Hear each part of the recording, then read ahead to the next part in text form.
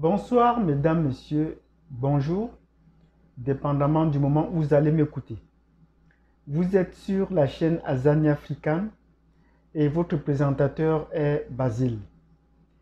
C'est une chaîne d'information, de formation, de conscientisation et d'éveil du peuple noir, africain et francophone.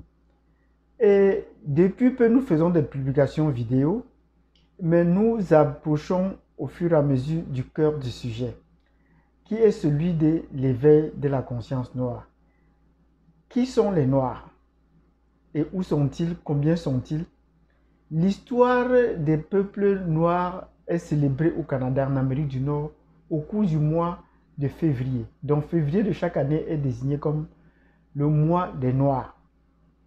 Le premier mois de noir de l'an 2020 qui est comme l'année de la renaissance des Noirs, des Africains.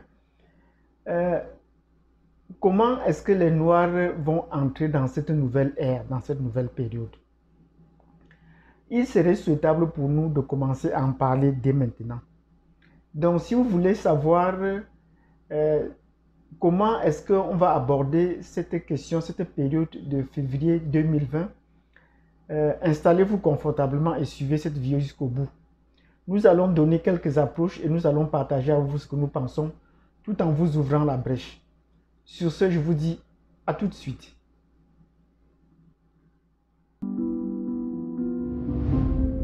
La première personne de race noire à fouler le territoire aujourd'hui connu sous le nom de Canada serait Mathieu Dacosta, un homme libre selon toute vraisemblance, employé comme interprète pour Samuel de Champlain. Le roi Louis XIV autorise officiellement l'esclavage en Nouvelle-France, permettant la pratique régulière du travail forcé dans la colonie. Marie-Joseph Angélique, une esclave, est accusée d'avoir mis le feu à la maison de son propriétaire à Montréal. Bien que l'on ne pourra jamais démontrer hors de tout doute sa culpabilité, Angélique n'échappera pas à sa tragique destinée.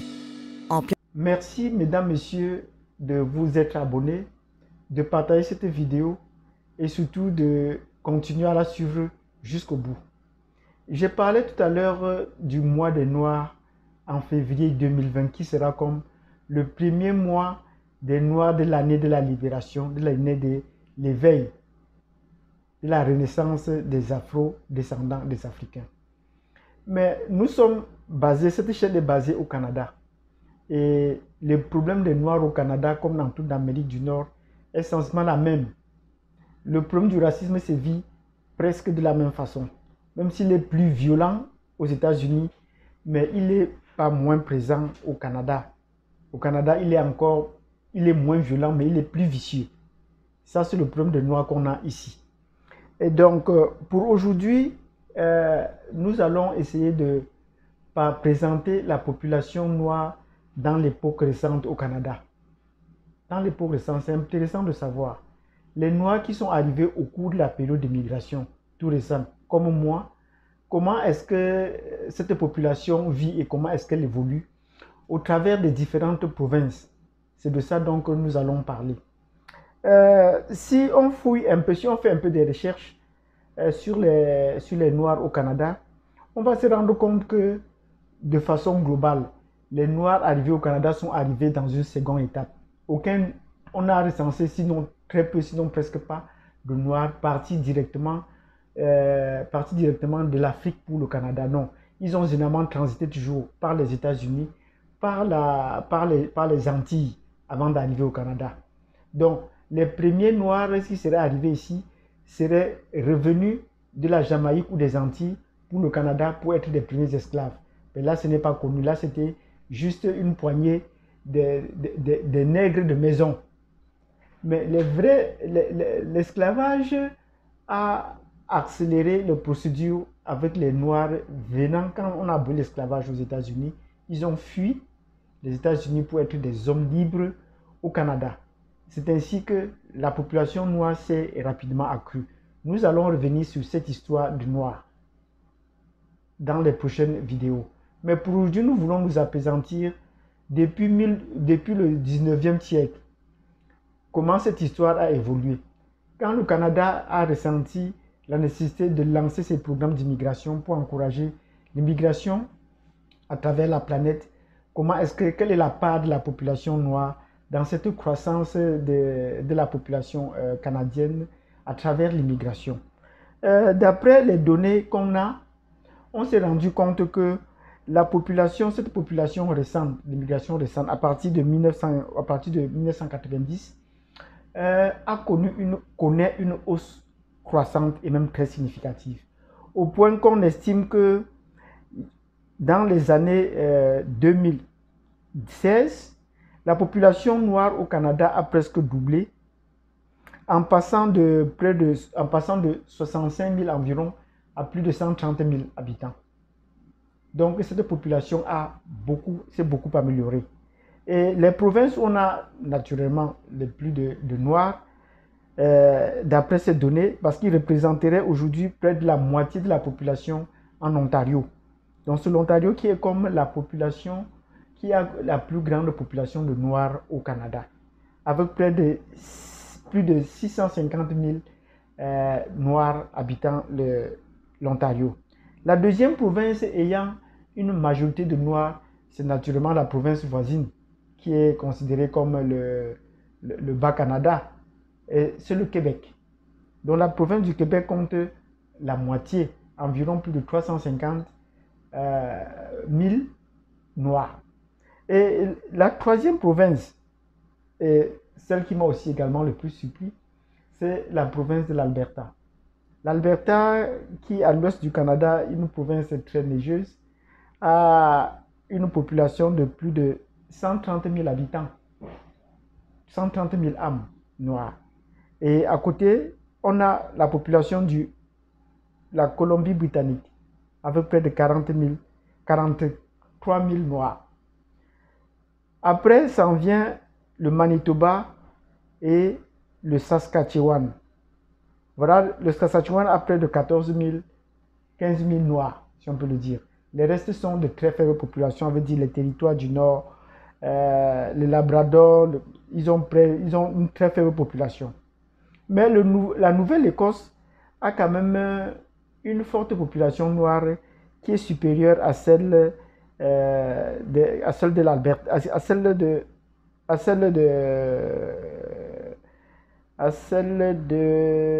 non, elle a 21 000 habitants, à celle du Saskatchewan, Donc la Nouvelle-Écosse est parmi les provinces du Canada qui ont une très forte population noire. Ceci dit, quand on revient dans le découpage, le pourcentage de croissance, on se rend compte que la première génération des Noirs au Canada,